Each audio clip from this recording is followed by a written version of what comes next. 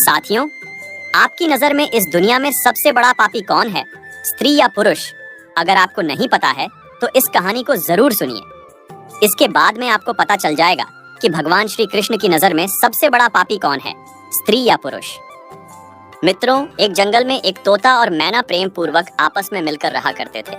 उनमें बहुत प्रेम था। एक दिन किसी विवाद के कारण तोता और मैना के बीच लड़ाई हो गई। तोते ने कहा कि इस संसार में सबसे बड़ी पापी और विश्वासघाती स्त्री होती है। मैना ने जवाब दिया कि इस संसार में सबसे ज्यादा पापी और विश्वासघाती पुरुष होते हैं। वे दोनों आपस में लड़ते रहे और अपने विवाद के निदान के लिए वे भगवान श्री कृष्ण के पास गए और अपनी बात बताई। श्री कृष्ण ने तोते से कहा, तुम कैसे कह सकते हो कि संसार में स्त्री पुरुषों की अपेक्षा ज्यादा पापी और विश्वासघाती होती है? साथियों, अगर आप यह कथा सुन रहे हैं तो पूरा सुनिए। इस कथा को आधा अधूरा छोड़कर जाने की गलती मत करिएगा, क्योंकि इस पवित्र कथा को पूरा सुनने से मनचाहे फल की प्राप्ति होगी और आपको बहुत ही बड़ा ज्ञान मिलेगा। इसलिए इस कथा को पूरा सुने। आप कृष्ण भक्त हैं तो कान्हा का अनादर ना करें। तब भगवान श्री कृष्ण से तोता बोला, प्रभु, मैं आपको एक कहानी सुनाना चाहता हूँ जिससे हम सबको यह साबित होगा कि स्त्री पुरुषों की अपेक्षा ज्यादा पापी और विश्वासघाती होती है। फिर भगवान श्री कृष्ण बोले, ठीक है, तुम कहानी सुनाओ। तोता कहानी शुरू करने वाला ही होता है कि तभी माता रुक्मिणी आ जाती है और कहती है, प्रभु, मुझे भी यह कहानी सुननी है, मैं भी सुनना चाहती हूँ। तब भगवान कृष्ण कहते हैं, ठीक है, बैठो, आप भी सुन लो। फिर तोता भगवान श्री कृष्ण और माता रुक्मिणी के सामने कहानी सुनाने लगता है। तोता कहता है कि एक राज्य में अग्रसेन नाम का राजा राज्य करता था। उसके पास 4 बेटे थे जो सभी बहुत ही बहादुर और प्रतापी थे। लेकिन सबसे बड़ा बेटा, जिसका नाम चंद्रसेन था, वह न केवल प्रतापी बल्कि बहुत ही सुंदर भी था। उसकी पत्नी चंद्रप्रभा भी बहुत ही सुंदर और रूपवान थी। वह अपने आगे किसी दूसरी स्त्री को सुंदर नहीं मानती थी। एक दिन राजा अग्रसेन ने अपने बेटे चंद्रसेन को उसकी किसी बात पर नाराज होकर राज्य से निकाल देने का आदेश दिया।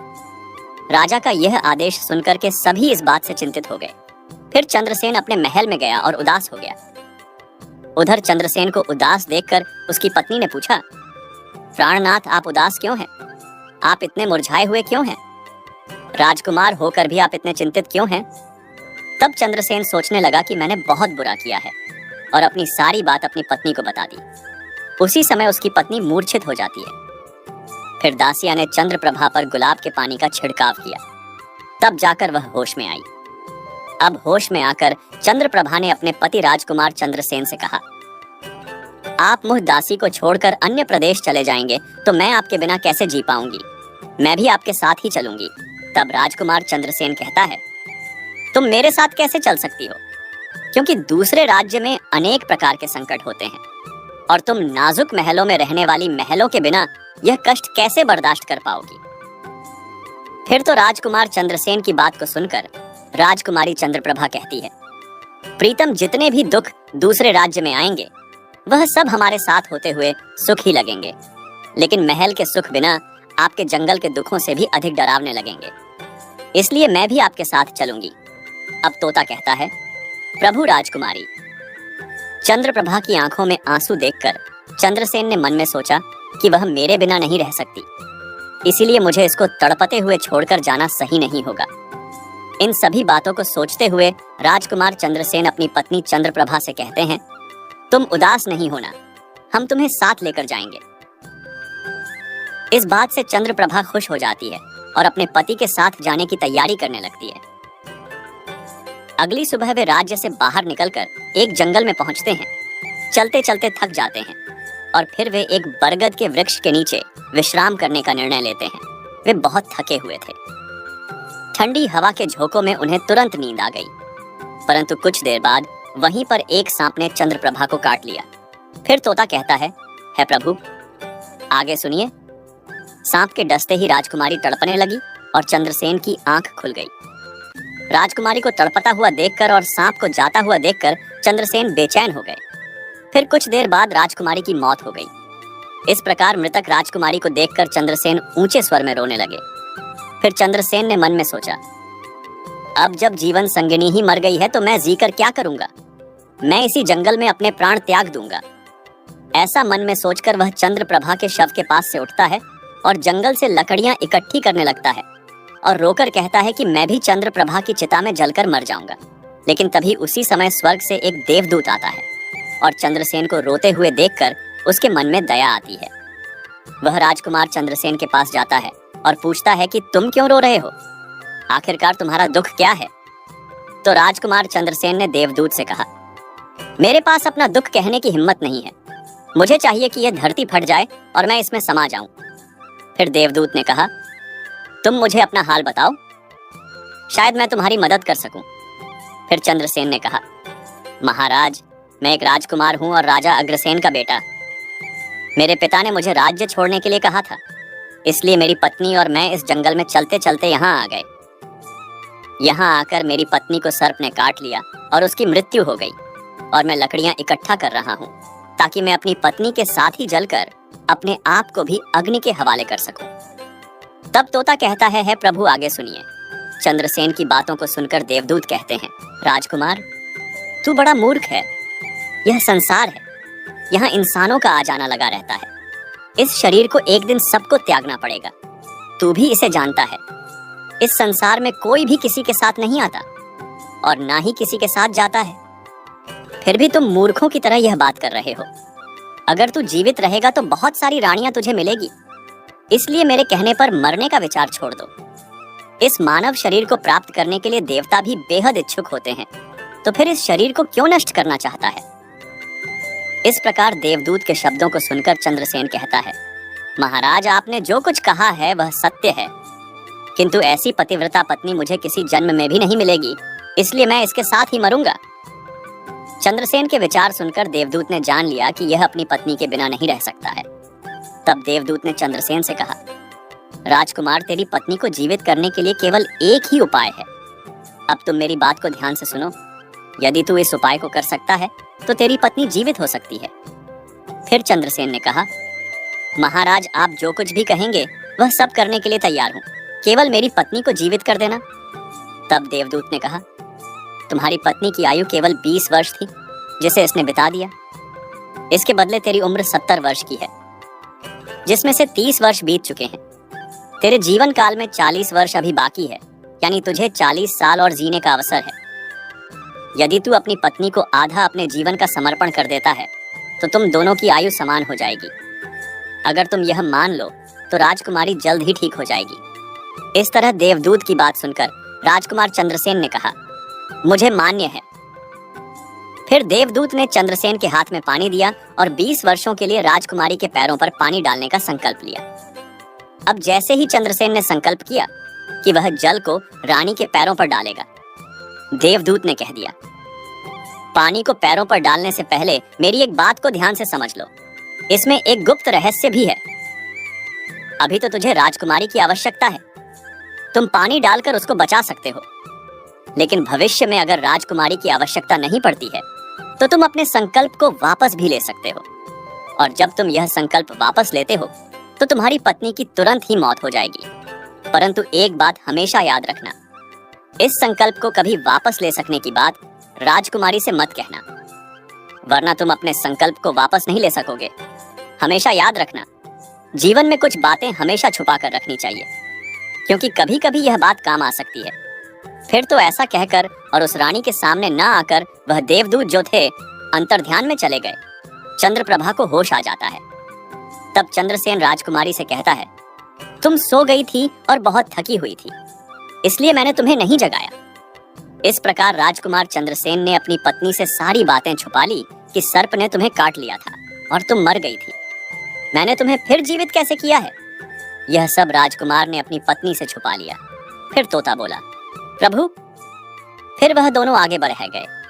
कई दिनों बाद उन्होंने एक बहुत ही सुंदर स्थान देखा। वहां पर एक भिक्षु की कुटिया थी। जब वे वहां पहुंचे तो उन्होंने देखा कि एक सुंदर युवा भिक्षु शांति से बैठकर कोई साधना कर रहा था। वे दोनों बहुत ही थके हुए थे, इसलिए वे भिक्षु के पास बैठ गए। उस समय राजकुमार ने अपनी पत्नी से कहा, राजकुमारी, हमें प्यास लगी है, हम कुएं पर जाकर पानी पी लेते हैं। अगर तुम भी प्यासी हो तो तुम्हारे लिए भी पानी ले आते हैं। तब राजकुमार की बात को सुनकर चंद्रप्रभा ने कहा, मुझे तो प्यास नहीं लगी है, आप जाइए और पानी पी आइए।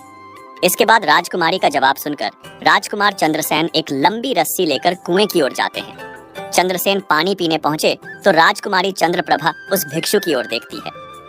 चंद्रप्रभा भिक्षु की सुंदरता को देखकर उस पर मोहित हो गई, अर्थात वह उसको दिल दे बैठी थी। अब वह भिक्षु से कहती है कि हे महोदय, आप तो यहाँ बहुत खुशी से रहते हैं। भिक्षु ने कहा, तुम भी मेरे साथ रह सकती हो, लेकिन तुम्हारे पति भी साथ में हैं, तो हम कैसे तुमको रख सकते हैं। इसके बाद राजकुमारी चंद्रप्रभा ने भिक्षु के सामने अपनी प्रेम लीला प्रकट की। तो भिक्षु ने कहा, मैं एक उपाय बताता हूँ। तुम अपने पति को जिस कुएं में वह पानी पीने गया है उसी कुएं में धकेल देना, फिर जो होगा हम देख लेंगे। फिर भिक्षु की बात सुनकर चंद्रप्रभा ने कहा, ठीक है, मैं ऐसा ही करूंगी। अब इतनी ही देर में राजकुमार चंद्रसेन पानी पीकर राजकुमारी के पास आया तो वह कहने लगी, मुझे भी अब प्यास लग रही है, कुएं पर वापस चलकर मुझे भी पानी पिलाओ। तो राजकुमार चंद्रसेन बोला, मैंने तुमसे पहले ही पूछा था और तुमने मना कर दिया था। खैर, अगर तुमको प्यास लगी है तो मैं अभी पानी लेकर आता हूँ। तब चंद्रसेन पानी लेने चला तो चंद्रप्रभा भी उसके साथ चल दी और कहने लगी, मैं भी तुम्हारे साथ चलती हूँ। बेचारा चंद्रसेन तो उसके प्रेम में पागल था, उसको क्या मालूम था कि यह मेरे प्राण लेने के लिए मेरे साथ आ रही है। साथियों, वास्तव में विद्वान सच कहते हैं कि स्त्रियों के चरित्र को देवता भी नहीं जान सकते। मानव क्या चीज है, उनके जाल में अच्छे बुद्धिमान भी फंस जाते हैं। जब राजकुमार चंद्रसेन कुएं पर जाकर पानी भरने के लिए बाल्टी डालता है तो चंद्रप्रभा अपने पति यानी राजकुमार चंद्रसेन को धक्का देकर कुएं में गिरा देती है और खुद उस भिक्षु के पास चली जाती है। वह भिक्षु राजकुमारी को अपने साथ ले जाकर एक राज्य में बस जाता है। वहां दोनों खुशी से रहने लगते हैं। भिक्षु ने फिर चंद्रप्रभा को ऐसा नाचना और गाना सिखाया कि वह नृत्यांगना के रूप में मशहूर हो गई। धीरे धीरे वह राजकुमारी पूरे नगर में प्रसिद्ध हो गई। इस तरह चंद्रप्रभा के नृत्य और गीत के कारण उस भिक्षु के पास लाखों रुपए बन गए। राजकुमारी भी उस भिक्षु के साथ मस्ती में रहने लगी। जिस समय चंद्रप्रभा ने अपने पति चंद्रसेन को कुएं में धकेल दिया था, तब संयोग से एक जंजीर जो कुएं में लटकी थी उसे चंद्रसेन ने पकड़ लिया था और उसको पकड़कर कुएं में लटकता रहा। ईश्वर को याद करते हुए वह सोचने लगा, क्या यही मेरे प्यार की सजा है। कुछ समय बाद बंजारों का एक काफिला वहां आया। काफिले में से एक बंजारा बाल्टी लेकर कुएं का पानी भरने लगा। जब उसने पानी में बाल्टी डाली तब चंद्रसेन ने उसकी बाल्टी को हाथ से पकड़ लिया। बंजारा यह देखकर चौंक गया और पूछा, तुम कौन हो। राजकुमार चंद्रसेन ने कहा, भाई मैं अटका हुआ हूं, मुझे यहां से निकालो और मेरी जान बचाओ। मैं सारी जिंदगी आपके उपकार को नहीं भूलूंगा। और ऐसा कहकर के राजकुमार चंद्रसेन बंजारे से प्रार्थना करने लगा। फिर राजकुमार चंद्रसेन के दुख को देखकर बंजारे को उस पर दया आ गई और उसने चंद्रसेन को कुएं से बाहर निकाल लिया और फिर पूछा, ए भाई, तुम कौन हो, तुम इस कुएं में कैसे गिरे, तुम मुझे अपना हाल बताओ। तब चंद्रसेन ने कहा, भाई मैं अपना हाल आपसे कैसे कहूं, जो मुश्किलें मेरे साथ हुई है, भगवान ना करें किसी के साथ ऐसा हो। फिर चंद्रसेन ने कहा, यदि तुम मुझसे जानना ही चाहते हो तो मैं आपको अपनी कहानी सुनाता हूँ। मैं एक राजकुमार हूँ। मेरे पिता ने मुझे राज्य से निकाल दिया था, इसलिए मैं अपनी प्रिय पत्नी के साथ एक जंगल में पहुंच गया। मेरी पत्नी और मैं एक दूसरे से बहुत प्यार करते थे। जंगल में एक सांप ने मेरी पत्नी को काट लिया, जिससे उसकी मृत्यु हो गई। मैं जब अपनी पत्नी के साथ मरने जा रहा था तब एक देवदूत ने मुझ पर दया की और मेरी आयु के 20 वर्ष मेरी पत्नी को देने के बाद उसे पुनर्जीवित कर दिया। फिर हम उस जंगल से आगे बढ़े। कुछ दिनों बाद हम एक स्थान पर पहुंचे जहां एक भिक्षु का डेरा था। मुझे प्यास लगी, मैं पानी पीने गया। जब मैं वापस आया तो मेरी पत्नी ने मुझसे कहा कि उसको भी प्यास लगी है, मुझे भी पानी पिलाओ। और इसी तरह कहकर मेरी पत्नी मेरे साथ उस कुएं पर आ गई।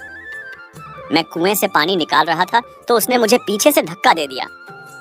कुएं में लटकी हुई यह जंजीर मेरे हाथ में आ गई, जिससे मैं कुएं में गिरने से बच गया।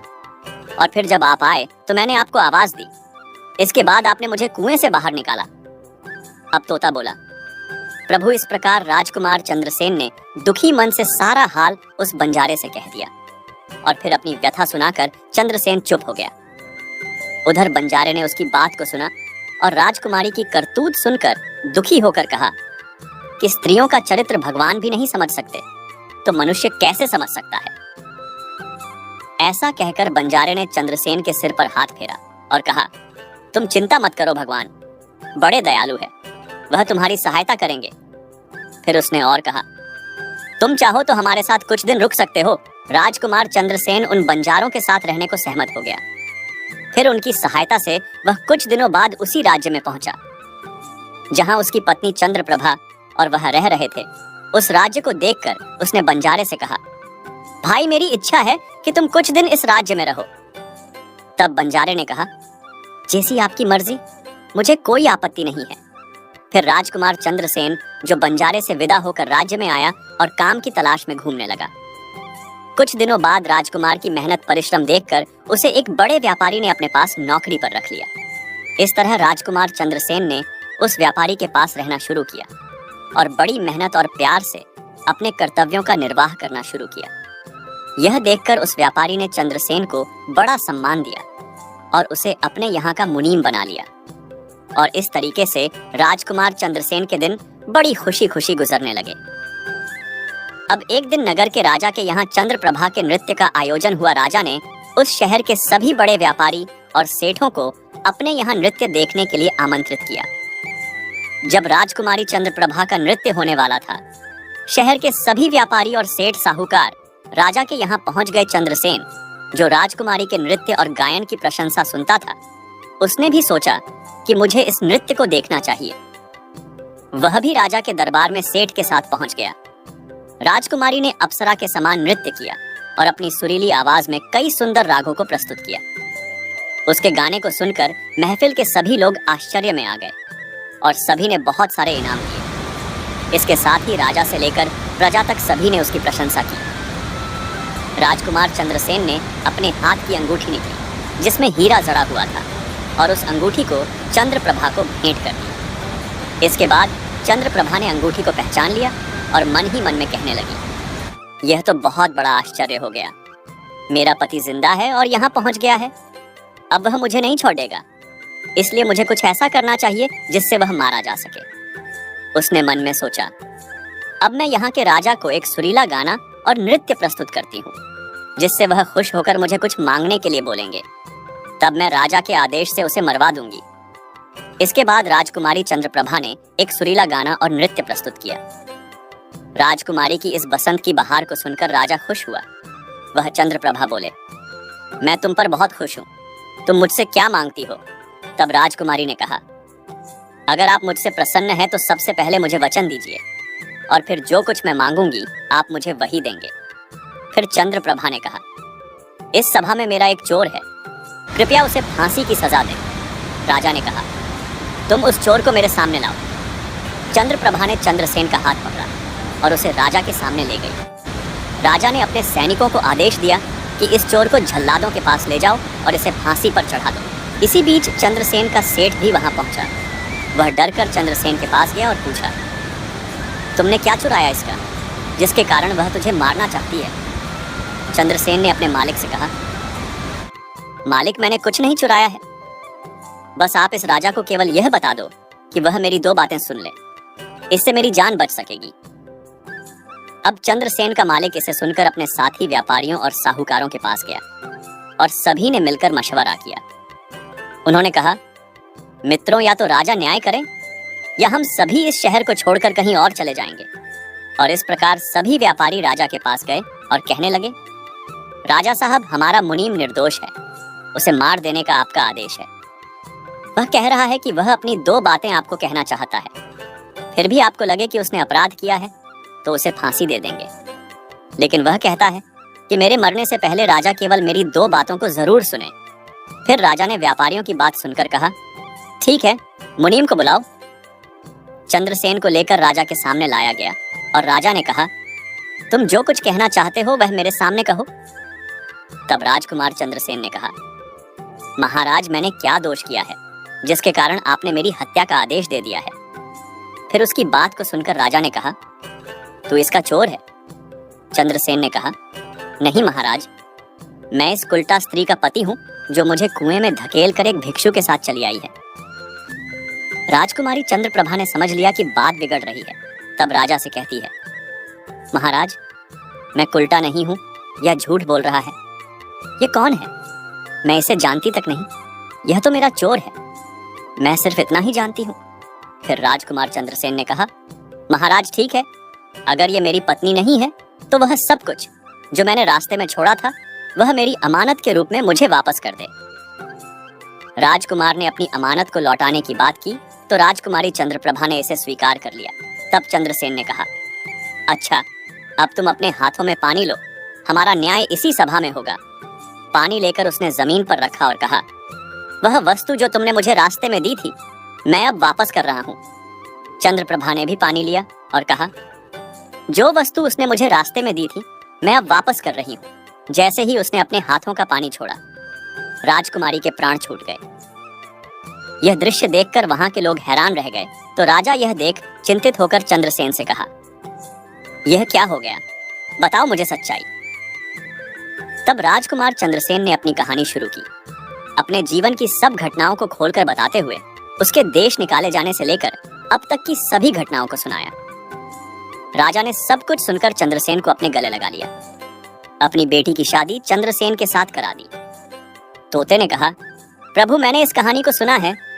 मैं भी स्त्रियों से घृणा करता हूँ और मैं यह कह सकता हूँ कि इस संसार में स्त्रियां पुरुषों से अधिक पापी और विश्वासघाती होती हैं।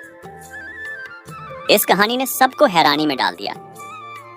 माता रुक्मिणी ने कहा, प्रभु, मुझे लगता है कि तोता सच कह रहा है, लेकिन सभी स्त्रियों में से केवल एक दो ही बिना नैतिक मूल्यों और ईमानदारी के हो सकती है, परंतु पुरुषों में भी ऐसे कुछ है जो पापी और विश्वासघाती हो सकते हैं। फिर भगवान श्री कृष्ण ने पूछा, ठीक है, तो मैना तुम कैसे सिद्ध करोगी? यह बात सुनकर मैना ने कहा, मैं भी एक कहानी सुनाती हूँ जिससे स्पष्ट होगा कि स्त्री की तुलना में पुरुष अधिक पापी और विश्वासघाती होते हैं। एक गांव में एक परिवार रहता था जो बहुत ही धनवान था और उस धनवान यानी सेठ का बेटा एक अद्भुत प्रकार का व्यक्ति था। सेठ का बेटा ऐसा जुआरी था कि सेठ उसके बारे में सोचते सोचते परेशान रहता था। एक दिन उसका बेटा जुआ खेल रहा था। उसी दिन उसके पिता का निधन हो गया। फिर भी उसने जुआ खेलना बंद नहीं किया, बल्कि पिता की मृत्यु के बाद वह खुलकर जुआ खेलने लगा और सब कुछ हार गया। फिर वह अपने गांव से दूर चला गया और एक सेठ के घर पहुंचा और सेठ से बोला, मुझे बहुत तेज प्यास लगी है, मुझे एक गिलास पानी मिलेगा? तो सेठ ने उस युवा से पूछा कि तुम कौन हो, क्या करते हो और कहां से आए हो? इसके उत्तर में उस युवा ने कहा, मैं एक व्यापारी हूं और यहां से जा रहा था तो सोचा कि पानी पीकर चला जाऊं। तब सेठ ने पूछा कि तुम कौन सा व्यापार करते हो? तब युवा कहता है, व्यापार करते समय मेरा सामान समुद्र में गिर गया, इसलिए यदि आप मेरी कुछ मदद कर दें तो अच्छा होगा। फिर सेठ ने लड़के की बात सुनी और फिर उसकी बातों के जाल में फंस गया और कहने लगा कि बेटा, तुम तो ठीक हो और कुछ कमा भी लेते हो, तो क्या मेरी बेटी से विवाह करोगे? अब तो यह बात सुनकर युवा खुश हो जाता है और विवाह के लिए हाँ कह देता है, जिसके बाद दोनों का विवाह हो जाता है। प्रभु, इस प्रकार से वह सेठ अपनी बेटी को बहुत सारे धन के साथ विदा कर देता है। उधर युवा लड़के को तो बस केवल धन के लिए विवाह करना था, तो उसने वह भी कर लिया। अब विवाह के बाद जब युवा सेठ की लड़की को साथ लेकर जा रहा था तो एक जंगल आ गया। वहां पर युवा लड़का अपनी पत्नी से बोला, देखो, हम अभी जंगल में हैं, यहाँ कोई चोर हमारे गहनों को चुरा सकता है, इसलिए आप अपने सभी गहनों को मुझे दे दें ताकि हम सुरक्षित रख सके।